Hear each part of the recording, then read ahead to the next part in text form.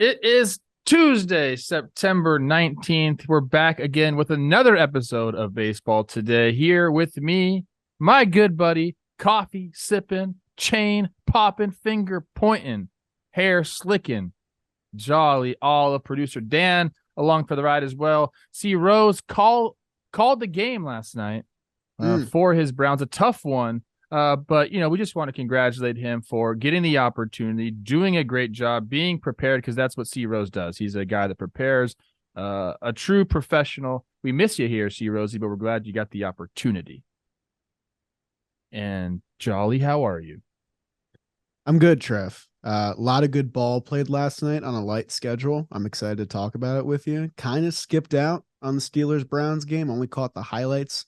Kind of some messy football, and that just goes to show you why our sport is number one. Oh, my goodness. This is called Baseball Today, but, one of the creators of this show also works for the NFL. So that's fair. We got to mention it. But as we always do, at the top of the show, we give a tip of the cap, and this one goes to our guy, Kyle Schwarber, down in the ATL off my guy, Mike Tonkin. Oh, my goodness. Woo! That thing went over the chop house. He had Big Piece in the front row being like, oh my goodness, I don't even know if I could go up there. Of course he could. That dude hit absolute tanks. 483 feet, 114 off of the bat. This guy is incredible. The way he smushes baseballs, Jolly, is like nobody else. He's nuts, dude. He's nuts. I mean, any team that passed up on this guy in the middle of their lineup has to be kicking themselves. I don't listen, I'm an analytical guy. Screw WAR when it comes to Kyle Schwarber. That dude mashes. He puts 40 homers in your lineup. Home runs like that. It's crazy. Those should count for more. They really should. I mean, that thing should get you an extra half of a run or something like that. He's having what a great year. I think he's like approaching 100 RBI. He's like 40 something homers. I know the batting average is down. It is what it is, people. This dude strikes fear in the opposing pitchers all game long, man. I had to shout that one out. I watched that homer. I was like, geez, dude. Yeah.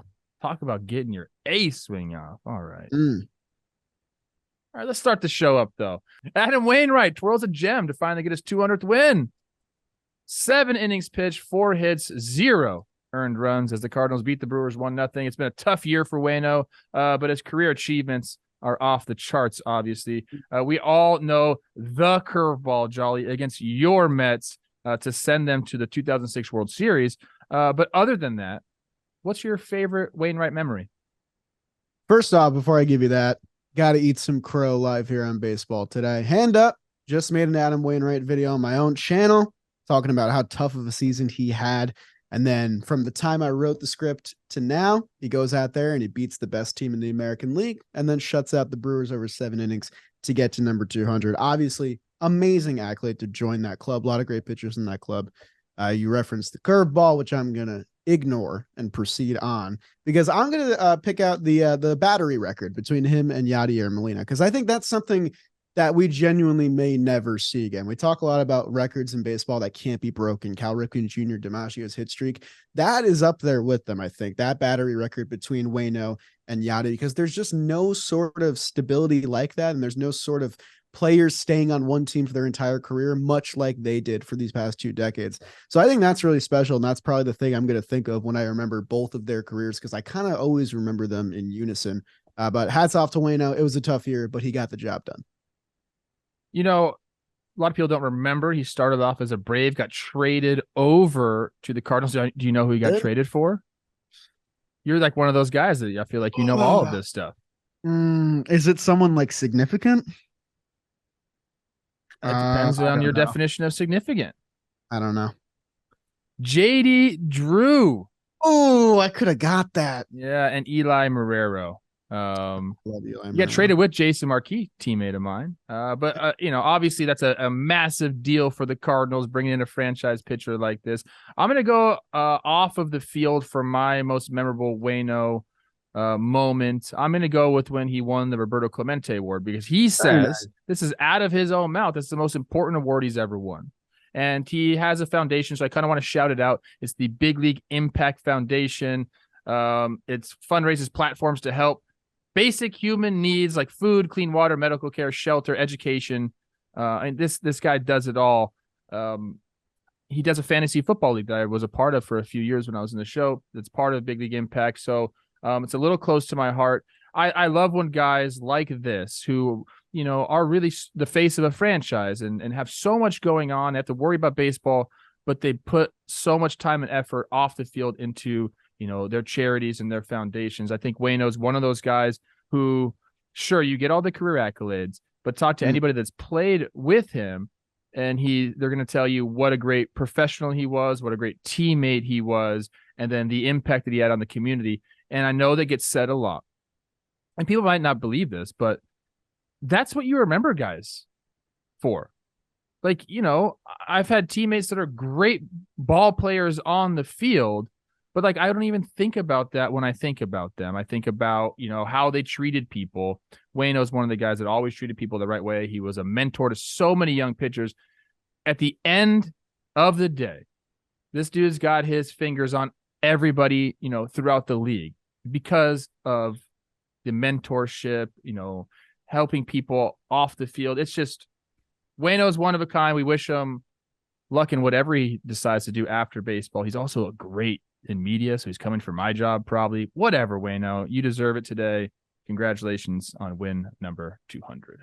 Well put, Plouffe. Yeah, man. The influence goes deep. It spans 20 years at this point, so well put. It does. Moving on. And this one, you like this question, Jolly. There's something in the orange, and the Orioles are not done. That's a reference to a country singer. They take a back-and-forth game right from the Astros' grip down in Houston. Cedric Mullins, my goodness, have a game. He ties the game in the 7th, and then he gives the O's the lead in the 9th with a double off Ryan Presley. They're 94-56, Jolly. 2 games behind the Braves for the best record in baseball. 12 games left. Do the Orioles catch the Braves?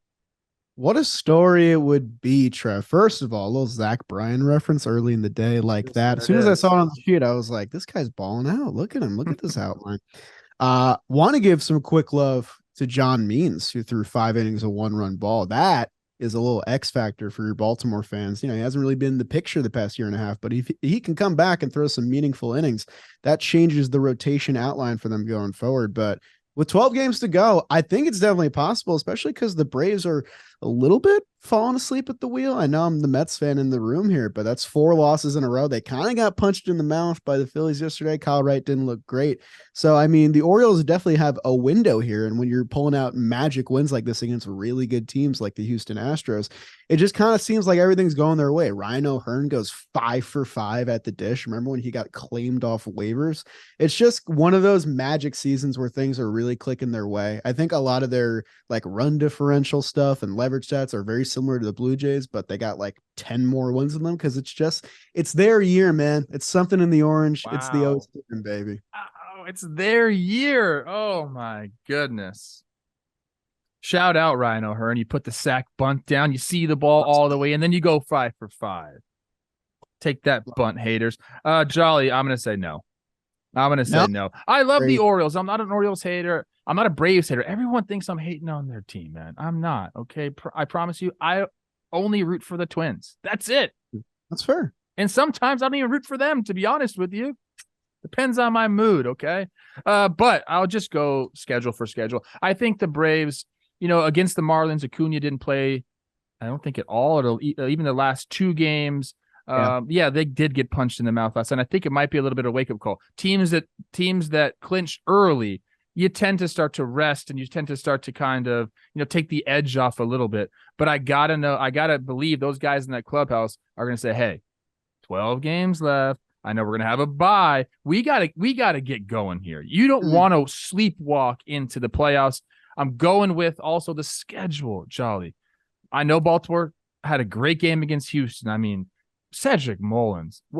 Hey, guys, don't throw Cedric Mullins a down and in slider because he hit one off Montero and then we hit one off Presley. Okay, think of something else. But they got 2 more games against Houston, 4 at Cleveland. You know what they just did to the Rangers? Their pitching staff is legit.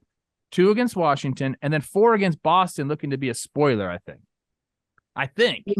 For me, it's still like they kind of got something to play for. I know they put the Rays to bed by getting that tiebreaker, and they just got to play good ball from here on out. But the division's not wrapped up yet, so I It's feel like not. they're with a little bit of edge.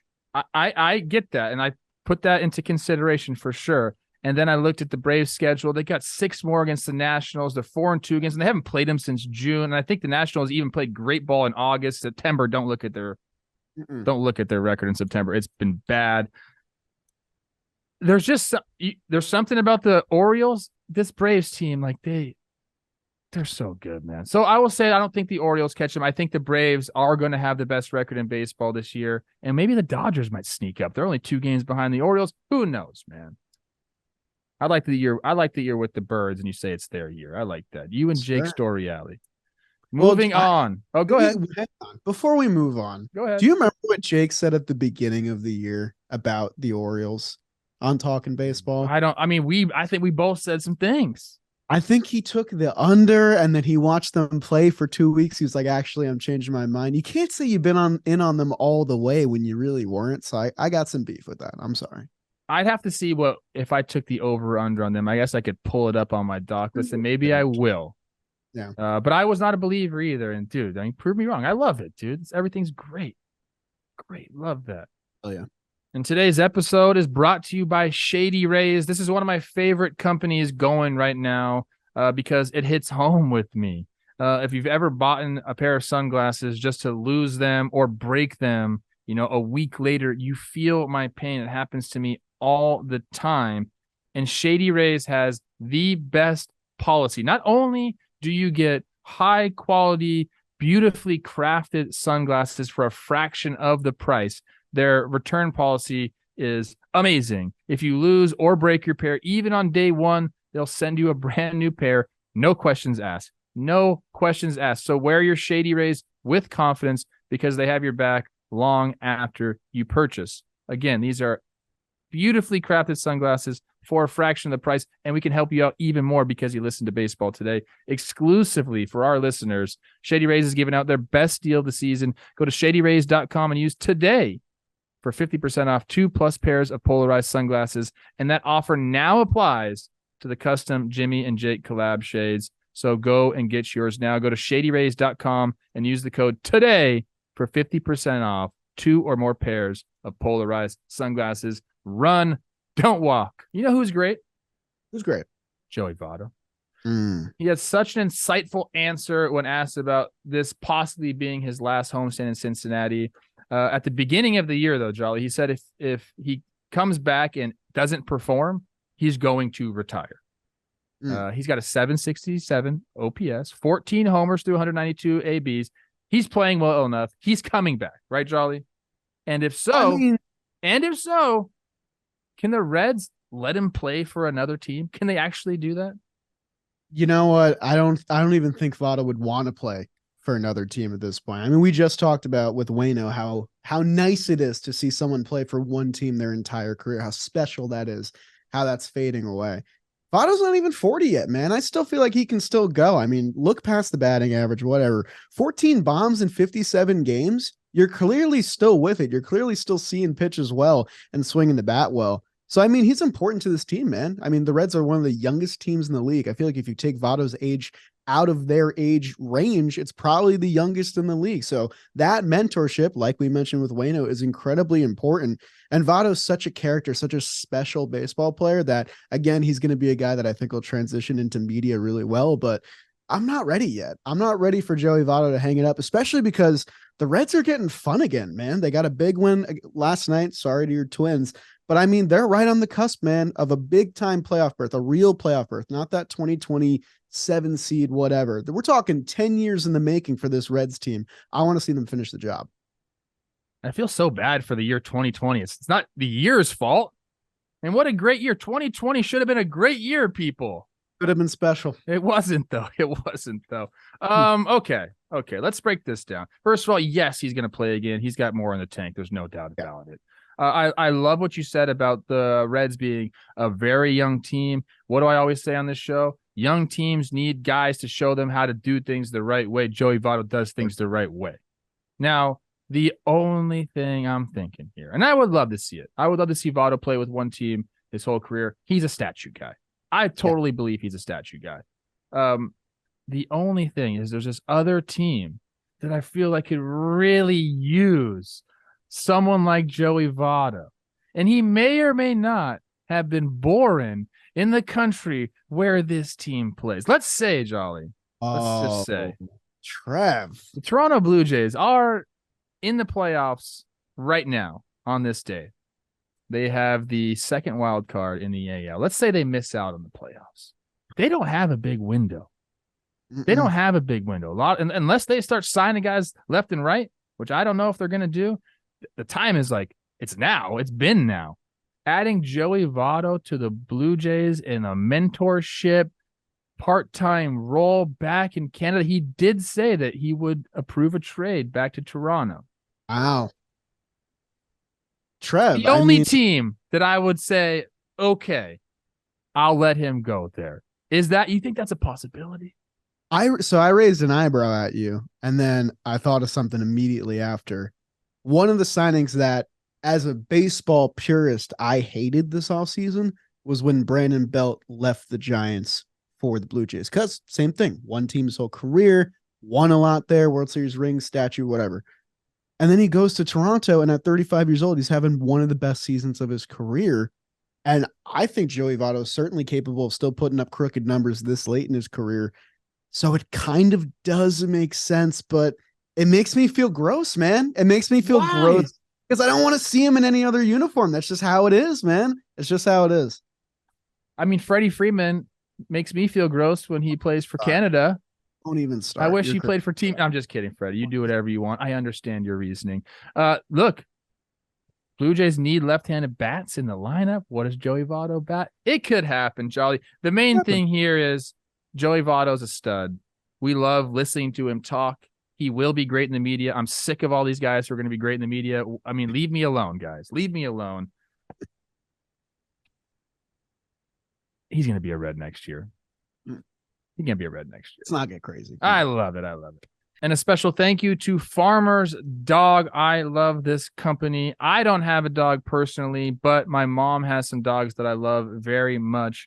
And the results of switching your dog's food from kibble to fresh can seem like magic. And my mom has said this. Farmer's Dog doesn't use any sorcery or secret ingredients to make their fresh food, just science. They make and deliver fresh, healthy dog food. It's developed by vets. It's nutritionally balanced and made from real healthy ingredients to human food safety standards. I love that. And again, my mom has said once she started feeding her dog this product, Farmer's Dog, he stopped eating grass. He stopped being irritable, and he seems happier overall in general. And I think you want that for your dog as well. So this is what we can do for you, because we like to hook you up for listening to the show. You get 50% off your first box of fresh, healthy food at thefarmersdog.com/JohnBoy. Thefarmersdog.com/JohnBoy. Plus, you get free shipping. That's thefarmersdog.com/JohnBoy for 50% off your first order. Go do it. Your dog will thank you. Again, thefarmersdog.com/JohnBoy. Go get you 50% off and make your dog happy and your life easier. Speaking of, I don't know, I can't segue this one. The Rangers make like the wind and blow another save. I was trying to do a joke there. I couldn't think of anything. I was tired when I wrote these. They make like the wind and blow another save since August 13th, Jolly. They're 3 and 16 in save opportunities. 3 of 16 in save opportunities. That's not good. Let me say that again. 3 of 16. Oh. The offense has been ice cold as well. Adolis Garcia, Josh Jung made the return last night. Maybe that'll help. My question to you, my good friend, what's more important for them to get going, the offense or that bullpen?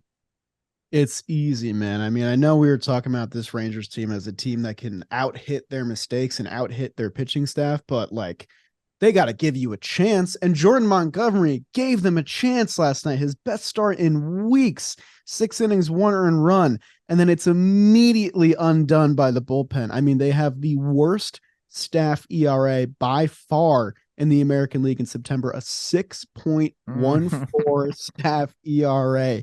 You can't compete with that. If you're giving up 6 runs a game, you can't out hit that on a sustainable basis. And the Rangers, I know I said it yesterday and I feel bad because I feel like I'm bullying this team, but they had a nice chance to just pick up a little bit of ground and reverse the momentum a little bit and hold themselves together at home in front of their fans. And they let a very winnable game slip through their fingers against a Boston team that just got blown out by the Blue Jays in 3 games in a sweep. It's bad, man. I know that they got some reinforcements, but just 5 hits last night. Time's running out, man. Time is running out on the Texas Rangers. I've been so slow on this because I've been part of teams, and I've always said that the bullpen is just so fluid. Like you start the year with people in your pen, it ain't going to be who you end the year with. It's just not how it goes. That's not how a bullpen is. You make moves, guys have good seasons, ups and downs. Someone catches fire, you ride the hot hand. All these things. I've been waiting for that to happen with the Texas Rangers bullpen. Hey, you got to have a good streak in you because that's the way baseball works. It hasn't come, Jolly. I think I'm finally on that train, man. Like, I'm really not worried about the offense. Sure, the last 4 games, the run totals, like 3, 1, 2, 2. That ain't good, but I don't think that's going to be a problem. I think they're going to get the offense going because there's just too many good hitters, especially when you're getting those 2 guys back. They got to figure something out and figure something out fast. I don't know what that means. It's not like they have the starting pitching depth to kick somebody to the bullpen. They just brought up one of their top prospects. Is it enough to say, screw it, let's bring Jack Leiter up too? Might as well try something, Jolly, because this is not working, man. And as we sit today, Tuesday, September 19th in the morning, they're tied with the Mariners. The last wild card spot. That's what we talked about yesterday, right? I think we said Mariners and Blue Jays might be the teams that, get left out of the dance, but not if the Rangers keep shooting themselves in the foot, man. I know we talk tiebreakers and stuff like that, but when half of your staff has an ERA over 6 in the month of September, including guys that have had great years. Dane Dunning had a great year, but he's stumbling at the finish. Chapman had a great year, gets traded here, stumbling at the finish. Like, this is why we play the games, man. September baseball is the most important baseball of the year. You got to be built to last. And the Rangers, the wheels are falling off at the very end. It must be so frustrating for Texas fans. It's frustrating for me when I look at this team because I feel like they should be rewarded for what they've done. They've went out and reconstructed a roster. They spent money in free agency. They've made trades. They've given up prospects. They traded Acuna's brother, for God's sake. Yeah. Like, they have been going for it. And I want to see teams like that at least rewarded with the playoff spot. And the teams that we've seen kind of going for it as of late through free agency, man, your Mets, the San Diego Padres, the Texas Rangers. It hasn't been working out for them. So Rangers, you're kind of our saving grace this year. You got to get in the dance, man. Figure something out. I don't know what it is, dude. I don't know what it is. Never yet, but we'll see. All right, we're going to finish out the show as we always do with a little something lighter, okay? A big night for Brian Wu of the Mariners as he pitched and got the win in Oakland, where he grew up. And he attended high school, I believe, at Alameda High School, which is very close to the Oakland Coliseum. It was his first time pitching there, and a large contingency of his family and friends were there in attendance. You always love to see those videos and clips. My question to you, my young friend, is what's the coolest thing you've done in front of your parents? Oh, that's a great question. I like this one a lot. You mentioned lighter. That is a much lighter topic. Shout out to Brian Wu. Great start against the A's. Had to get it done. M's going to win. For me, I'm going to take it back to high school, my junior year of high school. I never played an instrument. I had a group of friends that were all musicians, and I liked going to their shows. And their drummer in their band said, I'm not playing for you guys anymore. I'm out. And they were like, hey, you have a drum kit at your house because my brother played drums. And they were like, can you learn in 3 months, learn this set list and come play with us? And I was like, I can try. And in 3 months, I was able to pick up the instrument and play it serviceably, not great, but serviceably. And at my first show ever, my parents actually came to the show, like amidst a bunch of teenagers, not really understanding the music that was going on. And I got to play in front of them. And my parents thought it was really cool because my dad grew up a musician. I never played an instrument before, and I was able to go up there and do it. And I've been playing drums ever since for about 8 years. And I think that moment there kind of gave me the confidence to be like, yeah, I could totally do this. So yeah. I love that. And I do love your drum videos. Whenever you put them on, I'm like, okay, I would love to play drums. You and I should jam. I can Me jam a and little bit. Kotak. You and Kotak. Yeah, I know. Two drummers in our band. Is that what we're doing? Okay. I Let's can do rock it. some percussion. What is it? Slipknot? All right. For me, a couple baseball moments stick out in my mind. Obviously, geez, man, it's all I ever did growing up. But I had an older brother. Mm. And, my parents, who we lived very far from where we went to school and where we played baseball. We could afford a house where we lived, and my dad worked where we did all of our stuff. So we'd make the commute every day. So it's hard for them to have me and my brother, who's 4 years older than me, on different teams. Mm. So when I was 8 years old, my brother was 12 years old, and we played on the same little league team. Oh, Yeah. So, I was obviously a good baseball player. But if you have kids, the huge difference between an 8-year-old and a 12-year-old. It's shocking, just the physical maturity, all of that stuff. But I remember this very, very vividly, and my dad will still tell this story. We were playing, and I was playing in center field of this game. I was tiny too, little tiny kid. And my brother was a very good pitcher, and everyone wanted to get hits off him, never could. My brother was a dominant little league player. Mm. So this one dude who is the other big player in the league gets a knock off my brother, and he's so happy. So it's a line drive to center field, and he's kind of celebrating, super happy, smiling down the line. A young T. Plouffe comes and one hops the ball from center field and hoses the guy out at first base. Oh, No, he's out. He didn't even get a hit. that's insane. So, I remember that, and I remember watching my dad's face after that, and I knew I made him proud, and that was after that I was like, dude, I want to feel like that more and more, and that kind of catapulted me, man. But so 8-year-old Trev had a flamethrower for an arm, is what you're saying. yeah, I did. I was just a little scrawny kid, but I could throw the ball, man. Always. Awesome. That's awesome. Well, that's all we got for today. Again, Jolly filling in the last 2 days. We really appreciate it. Whenever you come on, you're prepared, you do good work, and you're just strikingly handsome. And that's nice because usually I got Chris Rose on the other side here. Hey, come on. Chris Rose will be back tomorrow. Again, shout out to him for living out a childhood dream. We appreciate everyone who listens and watches. And again, if you want to be part of our AMP community, download the app, come hang. I'm about to do 30 minutes on there talking with the people taking calls. So do that. Come check us out. But for Jolly, for Dan Rourke, super producer, and myself, Trevor Plouffe, we'll see you next time on Baseball Today.